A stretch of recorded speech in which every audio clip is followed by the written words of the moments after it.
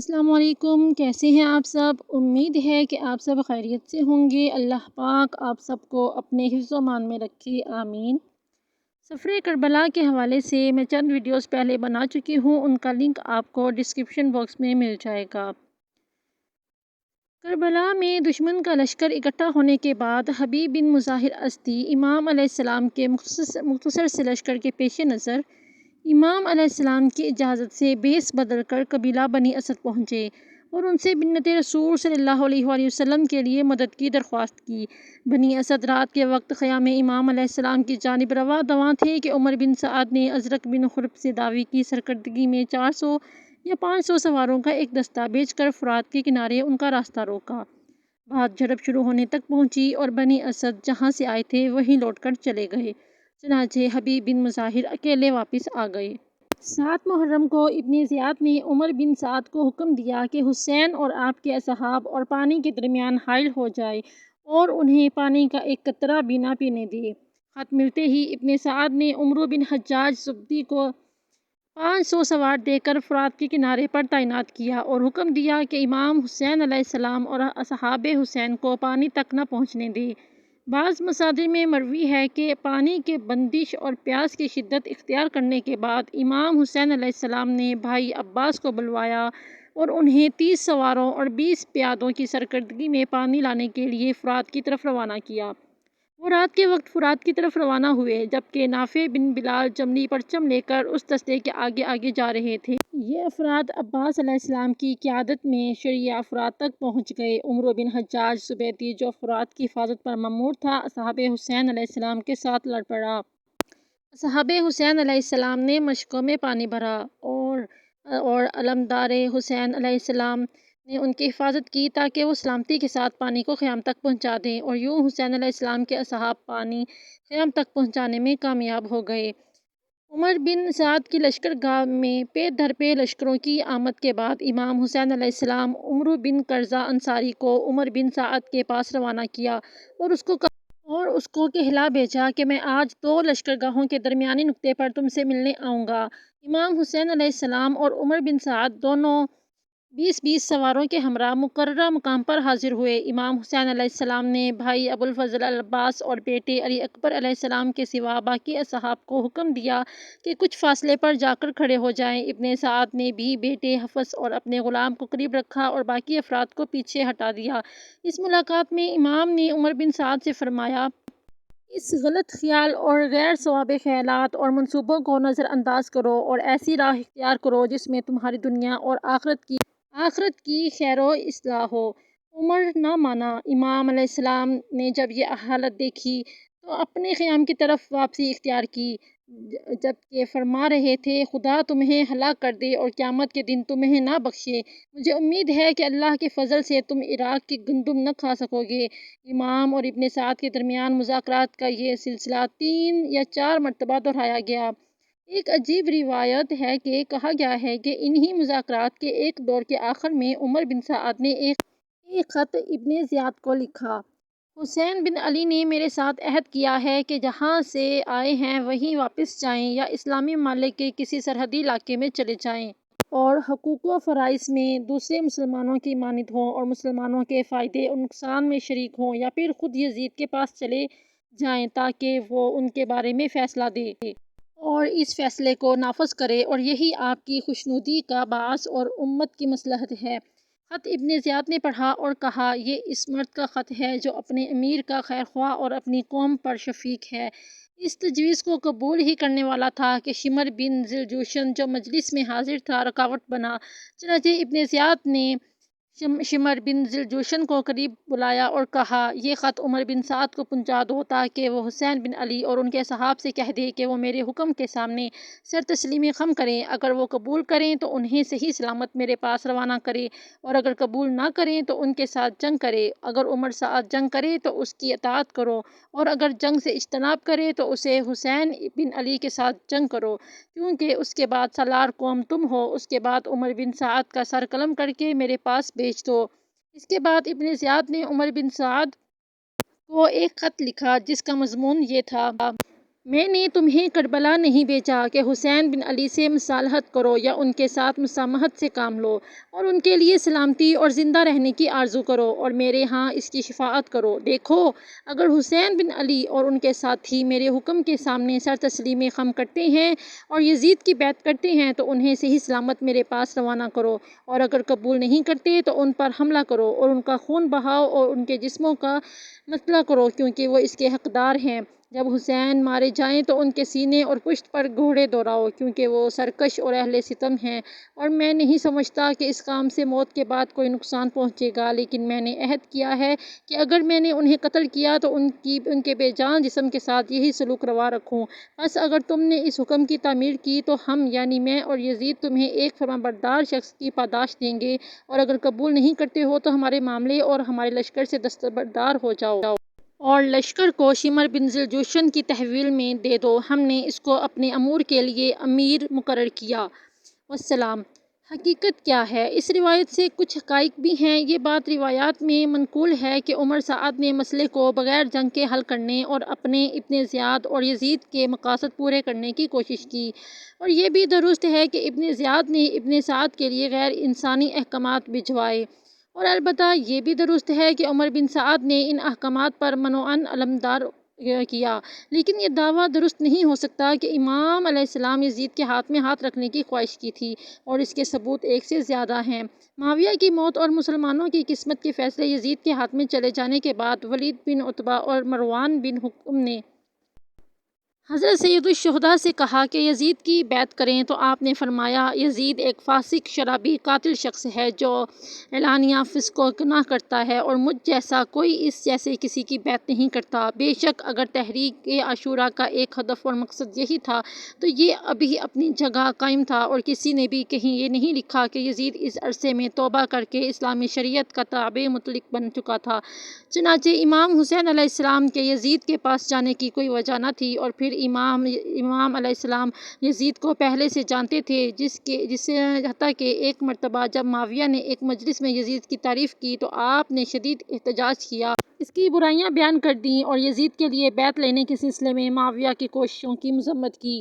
امام علیہ السلام نے اپنی تحریک کے آغاز میں فرمایا، میں اپنا وطن کسی شر اور فساد پھیلانے اور ظلم و ستم کرنے کی خاطر نہیں چھوڑ رہا ہوں، بلکہ مدینہ سے میری روانگی کا مقصد یہ ہے کہ اپنے نانا حضرت محمد صلی اللہ علیہ وآلہ وسلم کی امت کی اصلاح کروں اور امر بالمعروف کروں اور نہی عن المنکر کروں، نیکی کا حکم دوں اور برائیوں سے روکوں، اور اپنے نانا رسول اللہ اور بابا بن ابی طالب کی سیرت پر عمل پیرا ہونا چاہتا ہوں۔ یزید کی سیرت وہی فرعون کی سیرت تھی، بلکہ فرعون اپنی رعیت میں یزید سے زیادہ عادل اور اپنے خاص و عام کے درمیان زیادہ منصف تھا۔ اس لیے اپنی حکومت کے پہلے سال میں امام حسین علیہ السلام اور اہل بیت رسول اللہ صلی اللہ علیہ وآلہ وسلم کو قتل کیا، اور دوسرے سال اس نے حرم رسول خدا صلی اللہ علیہ وآلہ وسلم کی حرمت شکنی کی اور اس کو 3 دن تک اپنے لشکریوں کے لیے حلال قرار دیا، اور تیسرے برس اس نے کعبہ کو جارحیت اور لوٹ مار کا نشانہ بنایا اور اس کو نذر آتش کیا۔ یزیدی حکومت کے ان رویوں سے بھی واضح ہے کہ امام حسین علیہ السلام کی طرف سے یزید کے پاس جانے اور اس کے ہاتھ میں ہاتھ رکھنے کی حکایات ایک افسانہ ہے۔ 9 محرم سنہ 61 ہجری کی شام کو شمر ابن زیاد کا حکم لے کر عمر سعد کے پاس کربلا پہنچا اور حکم نامہ عمر سعد کے حوالے کیا۔ عمر بن سعد نے کہا، میں خود اپنی ذمہ داری نبھا لوں گا۔ شمر یا ایک اور قول کی بنا پر ام البنین کے بھتیجے عبداللہ بن ابی المہل نے ام البنین کے بیٹوں کے لیے ابن زیاد سے امان نامہ لیا تھا۔ عبداللہ بن ابی المہل نے امان نامہ اپنے غلام کظمان یا عرفان یا کرمان کے توسط سے کربلا بھجوایا، اور اس نے کربلا پہنچتے ہی امان نامے کا متن ام البنین کے بیٹوں عباس بن علی، عبداللہ بن علی، جعفر بن علی اور عثمان بن علی کو پڑھ کر سنایا۔ تاہم انہوں نے امان نامہ مسترد کیا۔ ایک روایت یہ بھی ہے کہ شمر نے ابن زیاد کا امان نامہ خود کربلا لے کر آیا اور عباس بن علی اور ان کے بھائی عبداللہ بن علی، جعفر بن علی اور عثمان بن علی کو پڑھ کر سنایا، تاہم عباس اور ان کے بھائیوں نے اتفاق رائے کرتے ہوئے منع کر دیا۔ شیخ مفید نے شمر اور ام البنین کے بیٹوں کی گفتگو کو یوں نقل کیا ہے۔ شمر نے کہا، اے میرے بھانجو، آپ لوگوں کی جان محفوظ ہے۔ اس پر حضرت عباس اور ان کے بھائیوں نے کہا، خدا تم اور تمہاری امان پر لعنت کرے، ہمیں امان دیتے ہو، در حالانکہ فرزند رسول خدا کے لیے امان نہیں ہے۔ ہمیں امان دیتے ہو اور فرزند رسول خدا کے لیے ایمان نہیں ہے۔ امام حسین علیہ السلام نے رات کے ابتدائی حصے میں اپنے اصحاب کو جمع کیا اور خدا کی حمد و ثنا کے بعد فرمایا، میرے خیال میں یہ آخری رات ہے جو دشمن کی طرف سے ہمیں مہلت دی گئی ہے۔ آگاہ ہو جاؤ کہ میں نے تمہیں جانے کی اجازت دے دی ہے، پس سب کے سب مطمئن ہو کر یہاں سے چلے جاؤ، کیونکہ میں نے تمہاری گردن سے میری بیعت اٹھا لی ہے۔ اب جب یہ رات کی تاریکی چھا گئی ہے، اس سے فائدہ اٹھا کر سب چلے جائیں۔ اس موقع پر سب سے پہلے آپ کے اہل بیت پھر آپ کے اصحاب نے پرجوش انداز میں امام کے ساتھ وفاداری کا اعلان کیا اور اپنی جانوں کو آپ پر قربان کرنے اور آپ سے دفاع کرنے کے عزم کا اظہار کیا۔ تاریخی مصادر میں اس گفتگو کے بعض حصوں کا ذکر کیا گیا ہے۔ عاشوراء کی صبح کو امام حسین علیہ السلام نے اپنے اصحاب کے ساتھ نماز ادا کی۔ نماز کے بعد آپ نے اپنی مختصر فوج 32 سوار اور 40 پیادے کے صفوں کو منظم فرمایا۔ آپ نے لشکر کے دائیں بازو کو زبیر بن کین اور بائیں بازو کو حبیب بن مظاہر کے سپرد کیا اور پرچم بھائی ابو الفضل العباس کے حوالے کیا۔ میدان کے دوسری جانب عمر سعد نے اپنے لشکر کے جو ایک قول کے مطابق 4000 افراد پر مشتمل تھا، صفوں کو منظم کیا۔ عمرو بن حجاج زبیدی کو میمنہ، شمر بن ذوالجوشن کو میسرہ، عزرہ بن قیس احمسی کو سوار دستے اور شبس بن ربیع کو پیادہ دستے کی کمانڈ دے دی۔ اسی عبداللہ بن زبیر ازدی کو کوفیوں، عبدالرحمن بن ابی اسیرہ کو مزہج اور بنو اسد، قیس بن اشعث بن قیس کو بنی ربیعہ اور کندہ اور حر بن یزید ریاحی کو بنی تمیم اور ہمدان کی امارت دی اور پرچم کو اپنے غلام زوید یا درید کے سپرد کر کے ابو عبداللہ الحسین کے خلاف صف آرا ہوا۔ امام حسین علیہ السلام نے اتمام حجت کی خاطر اپنے کچھ ساتھیوں سمیت دشمن کی طرف تشریف لے گئے اور ان کو وعظ و نصیحت فرمائی۔ امام کی گفتگو کے بعد زبیر بن کین نے آپ کی فضیلت بیان کرتے ہوئے دشمن کو وعظ و نصیحت کی۔ روز عاشوراء کے اہم واقعات میں سے ایک حر بن یزید ریاحی کا لشکر عمر بن سعد سے نکل کر امام حسین علیہ السلام کے لشکر میں شامل ہوتا ہے۔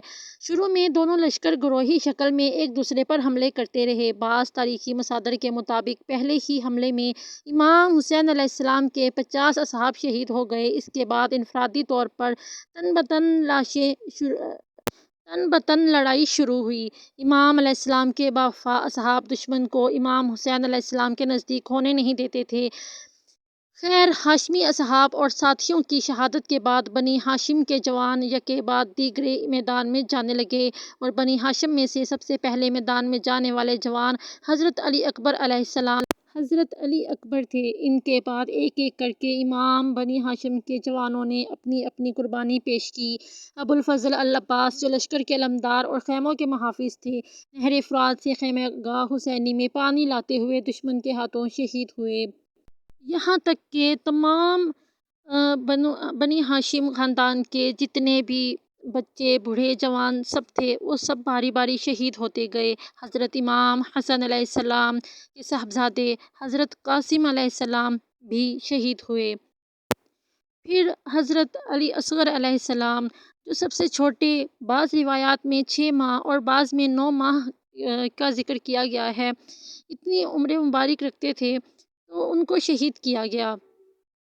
ذرا خود سوچیں، تصور رکھیں کہ کیسے ایک 6 ماہ کے چھوٹے سے معصوم سے بچے کو شہید کیا گیا، صرف اس لیے کیونکہ آپ امام علیہ السلام نے یزید کی بیعت نہیں کی، باطل کو حق نہیں کہا، اس کے سامنے جھکے نہیں۔ یہی تو ایمان تھا، ان کا کامل ایمان تھا، اور یہی درس تو وہ دے کر گئے ہیں کہ یہ ہے اس دین محمدی صلی اللہ علیہ وآلہ وسلم کا درس کہ ہمیشہ صبر رکھو، ظالم کے سامنے کبھی سر کو مت جھکنے دو، اپنے ایمان پر قائم رہو، اللہ کی رضا میں راضی رہو۔ اسی طرح تمام باری باری شہید ہوتے گئے اور پھر آخر میں امام حسین علیہ السلام جنگ کے لیے تیار ہوئے، لیکن دشمن کے لشکر سے آپ کے ساتھ مقابلہ کرنے کے لیے کوئی میدان میں آنے کے لیے تیار نہ تھا۔ جنگ کے دوران باوجود ایک آپ تنہا تھے اور آپ کا بدن زخموں سے چور چور تھا۔ آپ نہایت بہادری کے ساتھ تلوار چلاتے۔ بعض روایات میں ہے کہ جیسے ہی آپ نے میدان جنگ میں قدم رکھا، ہر ایک پیچھے ہٹنے لگا، کسی کے قدم آگے نہیں بڑھے، سب ڈر کر پیچھے ہونے لگے۔ سب کے حالانکہ اتنی فوج تھی کہ لیکن اس کے باوجود بھی کوئی کہتا کہ وہ دیکھو شیر خدا مولا علی علیہ السلام تشریف لا رہے ہیں، کوئی کہتا رسول خدا حضرت محمد صلی اللہ علیہ وآلہ وسلم ہیں۔ ہر طرف گہما گہمی اور شور برپا ہو گیا، خوف و ہراس پھیل گیا، لیکن کسی میں اتنی ہمت نہیں تھی کہ وہ امام عالی مقام امام حسین علیہ السلام کا مقابلہ کر سکے۔ پھر روایات میں آتا ہے کہ آپ علیہ السلام کو چاروں طرف سے گھیر لیا گیا اور پھر دور سے ہی تیروں کی برسات کی گئی تاکہ آپ کو کسی طرح سے نڈھال کر دیا جائے، زخمی کر دیا جائے تاکہ آپ گھوڑے سے زمین پر گر جائیں اور آپ کو شہید کرنے میں آسانی ہو۔ لیکن اس کے باوجود کسی میں ہمت نہیں تھی کہ وہ آپ کا سامنا کر سکے۔ آخرکار اسی طرح لڑتے لڑتے نماز عصر کا وقت ہوا اور آپ جیسے ہی نماز کرنے کے لیے نیچے اترے اور جیسے ہی سجدے میں سر رکھا تو شمر بن جوشن نے تلوار جو تھی وہ آپ کے سر مبارک پر چلا دی اور آپ کا سر مبارک تن سے جدا ہو گیا۔ سلام ہو آپ پر اے شہدائے کربلا، سلام ہو امام حسین علیہ السلام، سلام ہو اس سجدے پر جو امام حسین علیہ السلام نے ادا کیا، جو اس کے ساتھ ہی واقعہ کربلا کا اختتام ہوا اور پھر بیویوں پر ظلم ڈھائے گئے، خیموں کو جلایا گیا، سب کو زنجیروں میں باندھ کر قیدی بنایا گیا۔ شاہ است حسین، بادشاہ است حسین، دین است حسین، دین پناہ است حسین، سردار نداد دست در دست یزید، حقہ کے بنا لا الہ است حسین۔ اس کے ساتھ ہی اجازت چاہوں گی۔ اللہ